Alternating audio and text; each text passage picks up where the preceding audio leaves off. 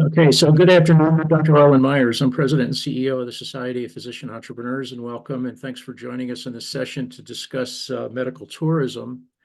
Our special guest today is Ilan Geva, who is an internationally recognized consultant about strategy, marketing, and branding amongst many specialties, but particularly in medical tourism. So, Ilan, thanks for joining us.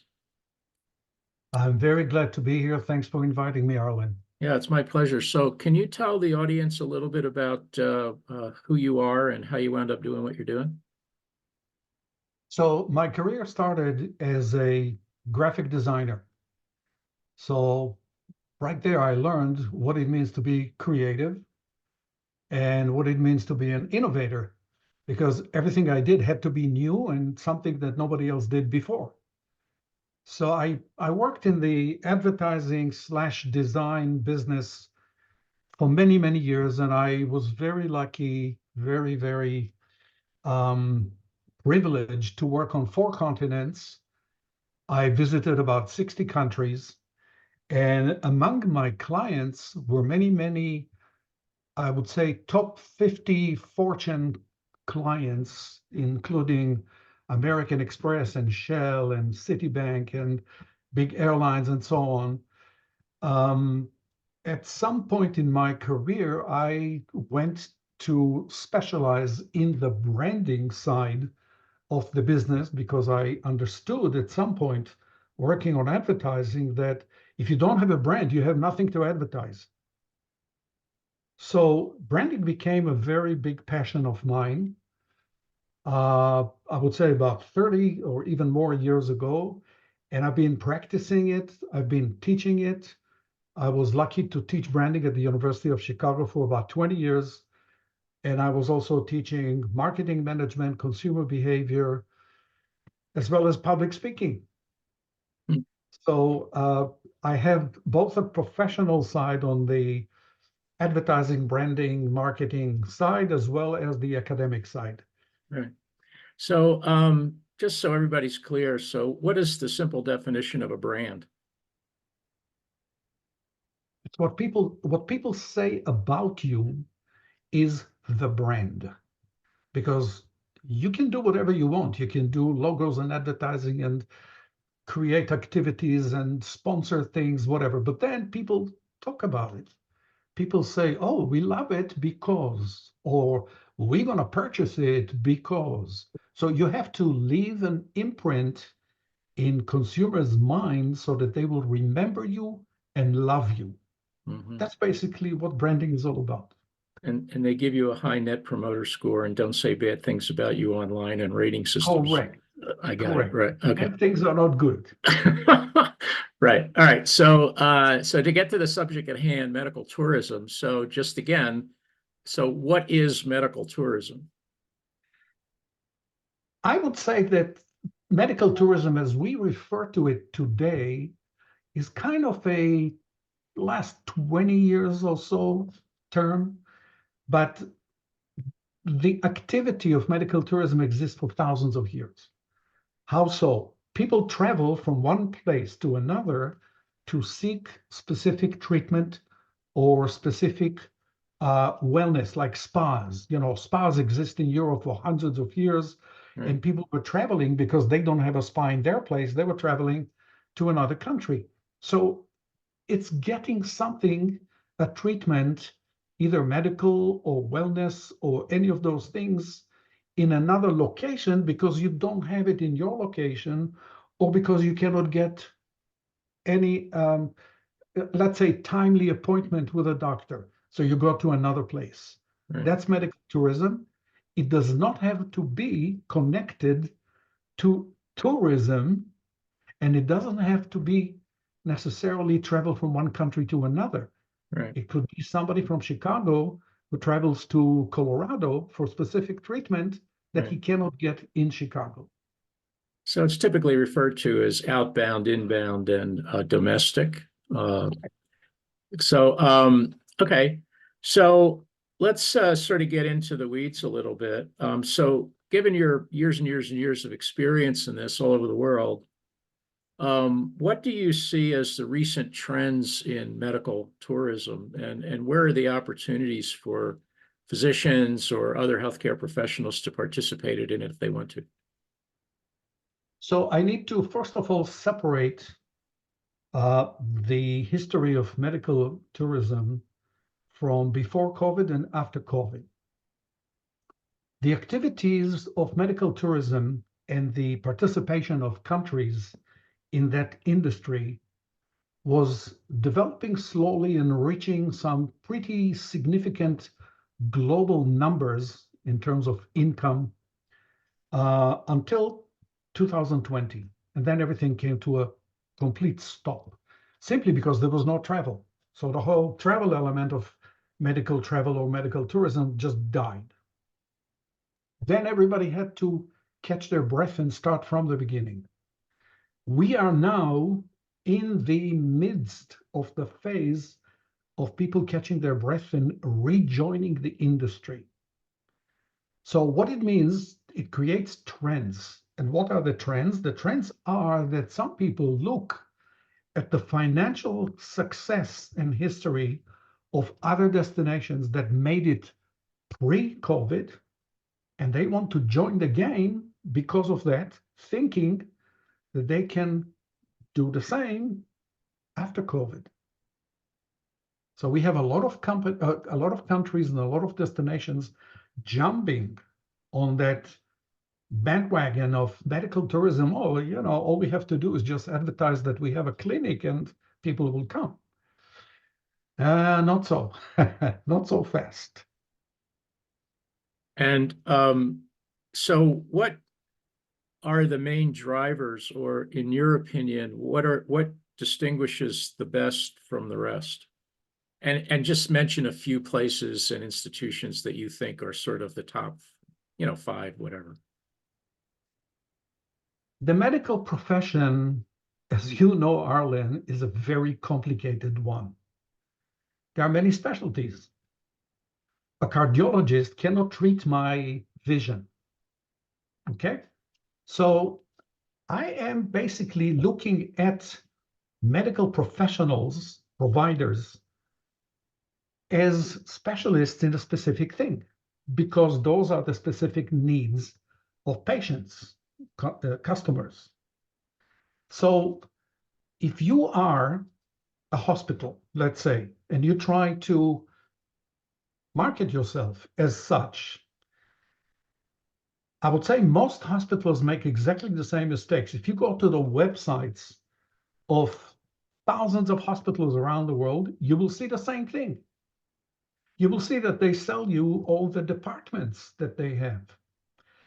Very few of them sell you a specialty for which they are globally well known. An example, Shirley Ryan in Chicago, which used to be called the Rehabilitation Institute of Chicago, is doing nothing but rehabilitation. And for the last 30, 35 years, they're number one in the US, and they get international patients all the time because that's the place to get rehabilitation. Right. At the same time, we have in Houston, Texas, there is a whole medical city, so to speak. Right. And you have the Anderson, Cancer Center. Right. And I don't think that people go there to treat their teeth. Right. So develop a specialty. If you're a specialist, if you're excellent in your specialty, you have a story to tell. So tell that story. Well, even so, an example would be, for example, ophthalmology, and a lot of these destinations,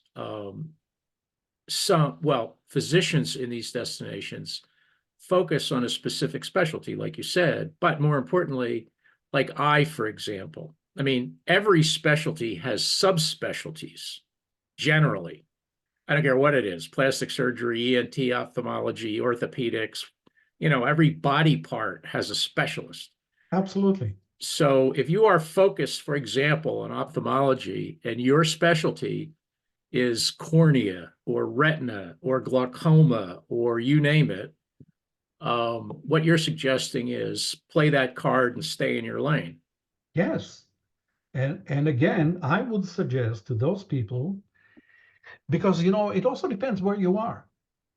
Uh, I'll give you an example about the location and the destination. Mayo Clinic started in a place that nobody wants to visit. Rochester, Minnesota, -40 in the winter. It's nowhere, Right. but it's Mayo Clinic. Mhm. Okay. So when Mayo Clinic established its brand Right. and became a destination, a medical destination, Right. Rochester was not important anymore. The Right. physical geographic destination was not the story. Mayo Clinic was the story. But then they opened in Jacksonville Mhm. and in Phoenix. Right. Again, it's not New York and it's not LA and it's not Chicago. Right. So they had to work on establishing the brand in those places, and they worked on it very, very hard. Right. And I'll tell you a story. Many, many years ago, I went to the Mayo Clinic, not as a patient, as a doctor. I went there to observe surgery from someone who was doing something that was very specialized. Um, so I went to the Mayo Clinic, and this was before electronic medical records. It was back in the day when you saw a patient, you picked up the phone, you dictated a note, somebody from a foreign country transcribed it, and like 48 hours later, you got it and you signed it. So I went into the operating room with this doctor who was teaching me how to do something. And at the end of the operation, we're walking out of the operating room, and there's this very nice woman who said to the surgeon that I was working with, "So, Dr. So-and-so, are you ready?" And he said, "Yes, Marion." And he dictated the op note to that stenographer immediately after, I mean, like one step out of the OR. Now, routinely, we do that now. You're supposed to dictate the op note like as soon as you're done. But the amazing thing was, she came back in about 15 minutes with the transcribed op note and an entire list of referring doctors that would receive a copy. Anybody that touched this patient before that person got to the Mayo Clinic was on the referral list. So my point is that they really built their brand on communication and service to referring doctors, and they were immaculate about it. And I think to this day, they probably are, they still are. So in terms of, and even today, I don't care where you're practicing, you're lucky if you hear from the person that referred you the patient ever again, or vice versa. So you talked about two things that are very important to mention. One is a procedure. So this is the procedure. What you mentioned is the procedure. Then there is something else which is called the commitment. What is the level of commitment that the staff, and when I say staff, I'm talking from the CEO down to the last janitors in the hospital, what is their commitment to the procedure and to excellence? And you will find that in many institutions, the whole thing is just a big talk in the corporate offices about commitment, and we do this and we do that, and the customer is important to us and all that. But then when you go down the ladder among the people, the staff, it's not necessarily so. Now, historically, Gallup research found that at any given moment, over 50% of your employees are looking for another job. That's a scary statistic. If you think about it in terms of building a brand, it means that 50% of your employees are not committed to your brand right now as we speak. Yeah. What do you do about that? So, Well, sorry, yeah. go ahead. No, I was going to say that, Gallup does this employee engagement poll every year. And I think, what is it, like 30% of employees are, quote, engaged? Yeah, And less, even less. even less than that. And Yeah. the other interesting statistic I read was that the highest performers in your organization are likely to be the most disengaged and possibly saboteurs, like highly disengaged, like they're trying to do bad things in your organization and you don't know about it, or you do, and you have to deal with it or not? Well, Yeah. because I travel a lot and I'm in touch with people all over the world, I do get, you'll be amazed how many requests I get from people who ask me, do you have a connection in such and such Right, hospital? Could you right, recommend? right, right. Um, and that is something that tells me about the stability, okay, the sustainability of a brand long term. Because it's very, very important to understand that, the big brands of the world, not necessarily in healthcare, in any field, doesn't matter, were built on teamwork that really includes everybody, Right. gave equal opportunities to everybody, encouraged the right people, and provided the tools for investments in those organizations. I have an analogy. If everybody will go to Amazon, okay, and you will look at Amazon Video, I'm talking about their um, streaming service. Look, there is right now a program about the Blue Angels. See what it takes to make the Blue Angels fly. What makes them so special?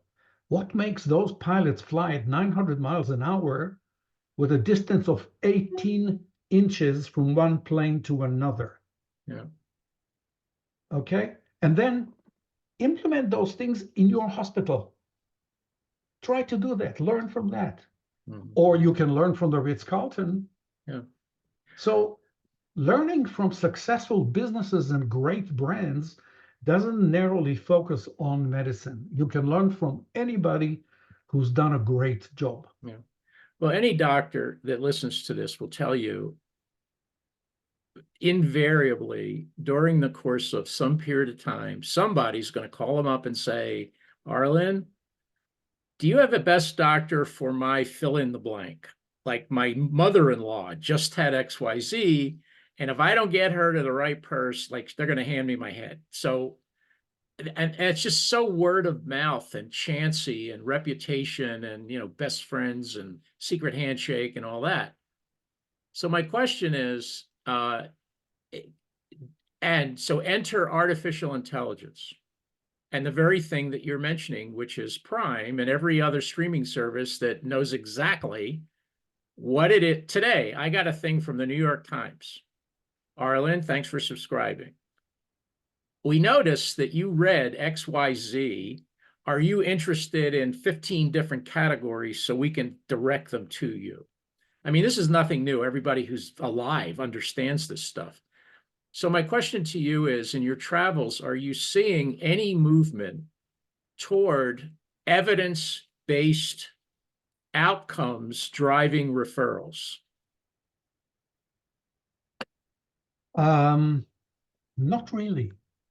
To me, AI is something that people are talking about until they're blue in the face for the last, whatever, 5 years. Mm-hmm. I'll bet you anything, 5 years from now, there's going to be something else that they will be talking about.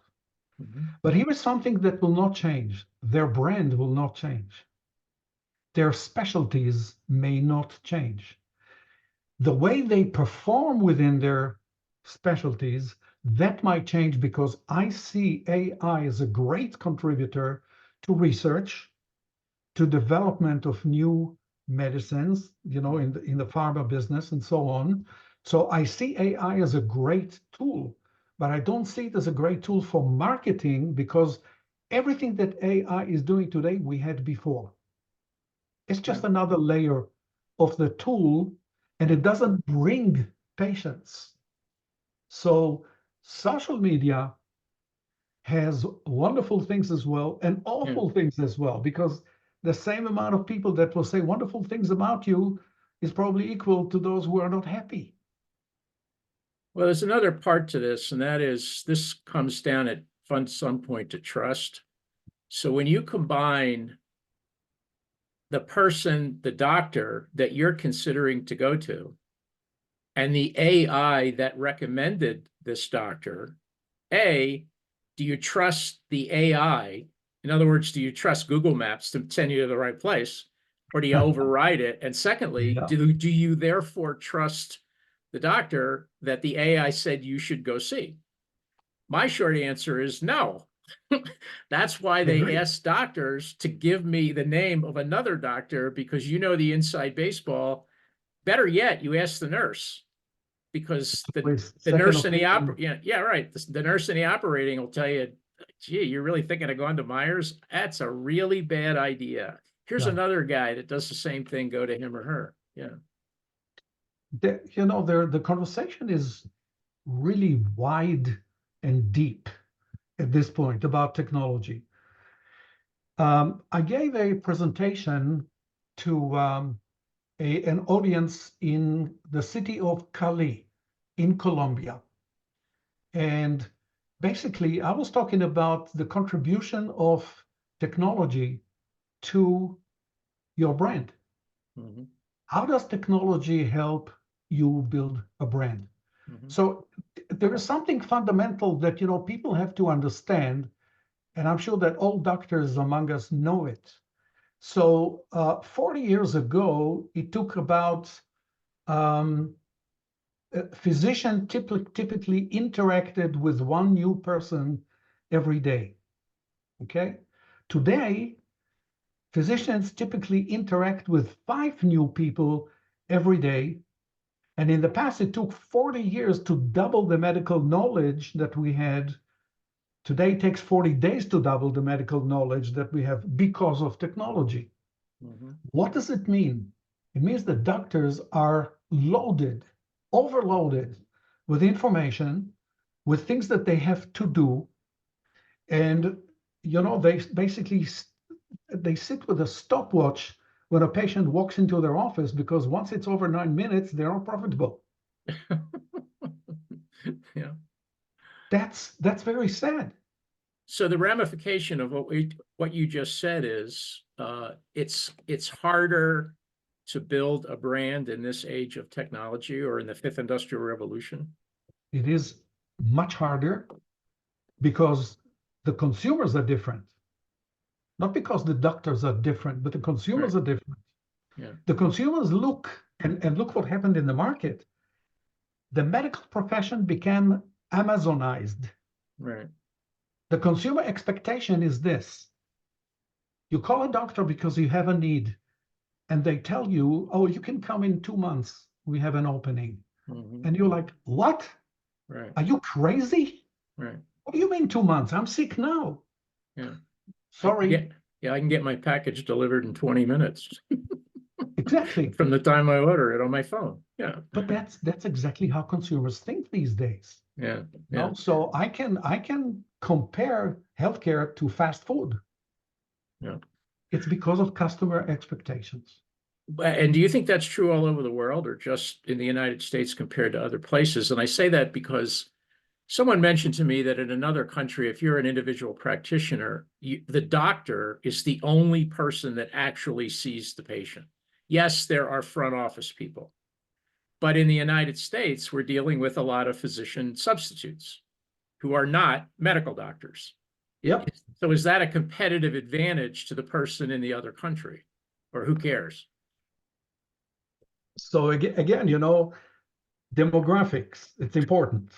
If you live in a big city like, I don't know, Rio de Janeiro Yeah, or Seoul, Korea, yeah. then obviously the amount of services around you there's enough. So if you don't like one doctor, you can go to another. Mm-hmm. It's a choice, consumer choice, and they can activate it. If you live in a rural area, it's just like in the US, you're stuck. Right. You're really stuck. Mm-hmm. So imagine Africa. I had a conversation recently with Yeah. people in one of the countries in Africa. They want to build a hospital that will be the Mayo Clinic of Africa. Right. How? How will they do that? It doesn't matter how much money they have. Yeah. Where will they get doctors? Where will they get the nurses? Where will they? It will take them 10, 15 years to build reputation, so that people will say, oh, that's the place I want to go to. Yeah.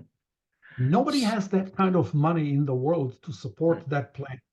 So you mentioned that the challenge of a country trying to establish itself as a medical tourism destination versus an individual in a given country trying to Yeah. do that are different. So could you just briefly explain why, just to get started? So how is it different if, for example, the government of Malaysia is backing you up versus the government of pick a country that isn't, right? And you're an individual practitioner.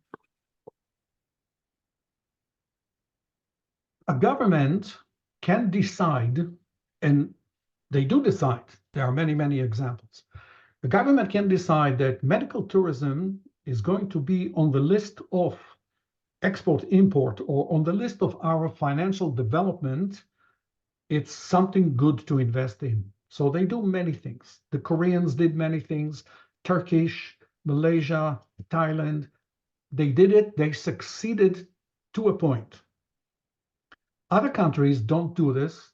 So they have, on one side, the government is supporting only public health, which is, hospitals for domestic consumption. And the poor hospitals, the private hospitals that are trying to develop clientele from other neighboring countries, they get no support from the government. So it's much harder for them unless, and I have examples, unless they have a global expert in forensics and stem cells. Wow, those are exotic. And I'm talking really about a global expert, the guy who wrote the book on forensics, a guy who promotes every 2 years a global conference in his country for which all the Nobel laureates are coming to attend. Wow. Now Yeah. we have reputation. We build a name. I see. And they build a specialty in different areas where they use the forensic science as well as stem cell technologies that are not even allowed in other locations. So now they have a very unique combination that allowed them to build physically a new hospital. Right. They're thriving, and they are now increasing the number of specialties. Yeah. This is not unique to foreign countries. In fact, it happens in several states where there are a state university system with multiple medical campuses, and the state government elects to support or not support one or many of the individual medical centers or academic medical centers. So it's not unique to country to country. I mean, it happens all over the place, and that gets in the way of, well, how do we establish campus X versus campus Y when we're all part of the same happy family? Yep. Because you're not getting the resources and you're not getting the support and you're not getting the face time to build your brand. So to wrap this up, so what are the top 2 or 3 things you would advise an individual practitioner who is trying to attract foreign patients, in this case, let's say Mexico or South America, trying to attract Americans, where the government is not supportive? What would you advise them to do? Understand that marketing is your friend. It's not your enemy, and it's not an a necessary evil. Because I heard that word many times. Many doctors that I met, individual doctors who are successful in their own location, in their own community, and then they develop the desire to turn into the global market. So number one, understand the market you want to talk to. Don't think that if you have a great clinic that people all over the world will be interested in you. No, they won't. Now, understand your location. If you are in a major city that has an international airport, then you make it possible for people to reach you. Okay? If you're within driving distance of a potential market where you think you have customers, and I'm talking about reasonable driving distance, that's okay. But if you are not in such location, then I'm sorry to tell you, but maybe you can do telehealth. Yeah. But you have to then resort maybe to technology that can assist you in a very limited number of medical practices that you can offer your services to people in other locations. So understand what you do best, really, what you excel in, understand your location, understand your potential customer, and do something to make yourself famous. What does it mean? Well, that then has a long conversation with building your personal brand, but you also brought up the point that, this is part medicine, part hospitality. So you mentioned prior to going on the air that, I mean, most folks don't know how to run a hotel. They don't know food and beverage. They don't know any of this stuff. And 99% of people that travel to another country to see somebody come with a companion or a family member or 7 or 8 family members in the case of some other countries coming to the United States. Correct. So how do you then, and doctors aren't trained and aren't very good at marketing, with the exception of a very few. So the point is, if you can't do this yourself or you simply don't have the talent, what do you do? Talk to somebody who knows what to do. So hire it. And talk to somebody who did it already. Yeah. Okay. Yeah. When you're talking about the hotel, the hospitality, Yeah. the distance between hospitals and hospitalities is not that far. And when you're talking about people, Right. family members who will come with you, Right. I've seen many places, again, for example, in South America. I observed an interesting thing in clinics in South America. The waiting room outside the operating room is much larger than in US hospitals. Why? Because the family members who come Right. could be 40 people. Exactly. The whole clan is coming. Right. And there's a guy there's a transplant surgeon actually at Northwestern in Chicago. They have a pretty recognized transplant program, but he specializes in Latin American patients who need, I believe, kidney transplants. So they specialize in different transplants. He's a kidney transplant surgeon. He's a Hispanic individual. He grew up in South America, went up the food chain, wound up running a program at Northwestern. And he put together a Hispanic transplant program. And he was the first guy in the country to do it. And now everybody shows up to his meetings and conferences on how to do it. Exactly. Yeah. Exactly. There is another case in Louisiana, out of all places. There is a hospital that specializes in liver transplants. I don't know how they developed a relationship with the Hasidic community in Israel. Huh. The Hasidic community, those extra religious people are going all the way from Israel for liver transplants in Louisiana. Huh. Go and figure. You're like, yeah. Why? How did that happen? Yeah. Well, it probably happened because of one customer and because they took good care of that customer. Right. And So the word spreads. All right. So my final question is, you see all these marketing, of course, they're self-serving, all these marketing research agencies saying that medical tourism is going to grow by X% compound annual growth, and we're going to see this and that, and by 2030, whatever, it's this boom industry. What's your take on that? I have a short and a long answer. The short answer is ignore it. Ignore these things because they were time and again, they were wrong and wrong and wrong again. The long answer is this. Nobody knows how true those numbers are. Why? Because there is no way to follow how the numbers are. Where are they coming from? There's no way. For example, certain destinations will consider a medical tourist only the patient. But if the patient comes with a family of 10, certain destinations will count all those 10 people as medical tourists. Right there, you have the Right. numbers are not correct. Right. Well, for good reason, Right. because the tourists, like at Christus in San Antonio, something like, I don't know, 3 or 4% of their gross revenue, maybe more, comes from Mexicans crossing the border to San Antonio.